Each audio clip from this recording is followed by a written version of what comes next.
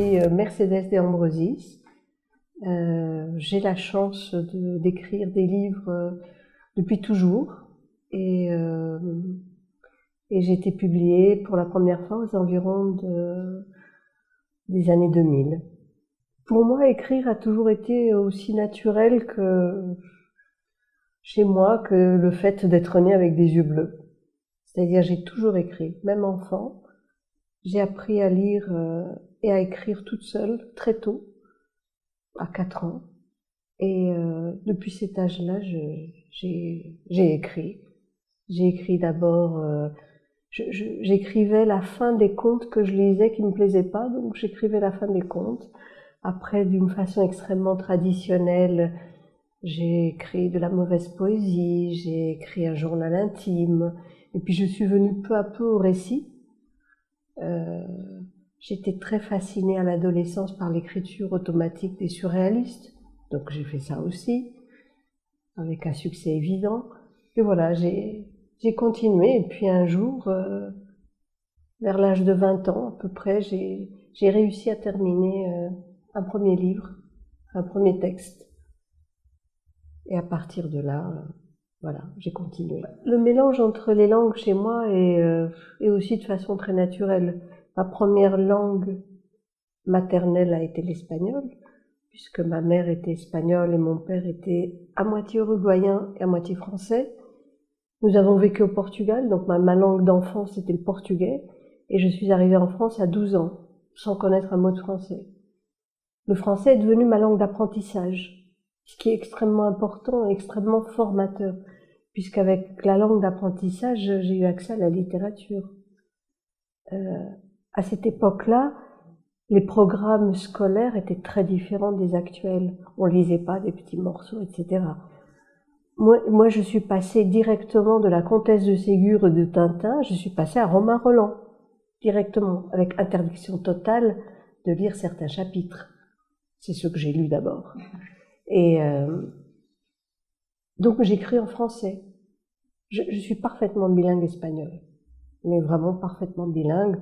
J'ai fait même des études de traductrice, j'ai un diplôme, ça ne me pose aucun problème.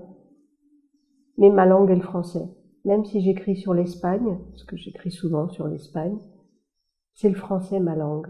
Je n'ai jamais réussi à écrire en espagnol.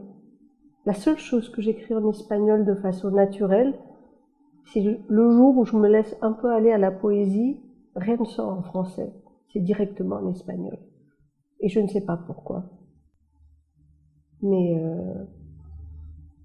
j'ai souvent essayé de savoir dans quelle langue je rêve. Je ne sais pas. Je ne sais pas du tout. Est-ce que je passe d'une langue à l'autre sans aucune difficulté? Et cette dualité m'a toujours poursuivie.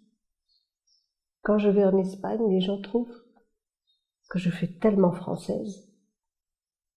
Quand je suis en Espagne, les gens ne pensent pas une seule seconde que je suis d'origine espagnole. Je dis, c'était tellement française. Parfois même, on s'adresse à moi en allemand. Donc il y a toujours cette dualité étrange, curieuse, dans laquelle, ma foi, j'y suis bien. Moi, je pense que oui, il n'y a pas de mauvais thème, il n'y a pas de mauvais sujet. Il y a juste la manière dont c'est traité, dont c'est écrit.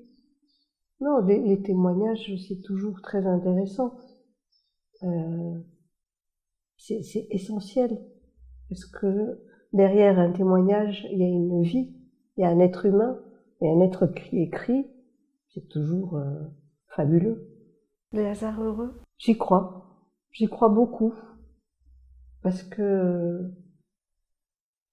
les hasards heureux, c'est ce qui fait le piment de la vie.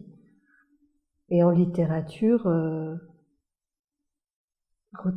parfois on retombe sur des situations, des personnes qu'on a l'impression d'avoir connues. Hein.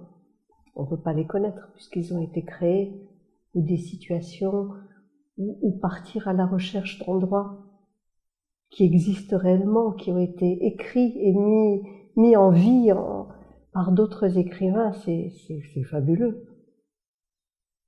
Et au niveau des hasards heureux, quand je suis arrivée au métro Cité Universitaire, J'ai regardé le quai, il faisait du soleil, et je me suis souvenue d'un autre moment de ma vie où je suis descendue dans ce quai-là, et je suis venue dans cette cité pour d'autres raisons.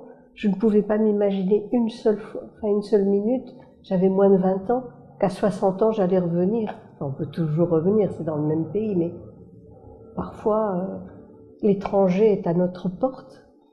Ce qui va être très intéressant pour moi, c'est je sais très bien ce que j'écris, c'est extrêmement sombre.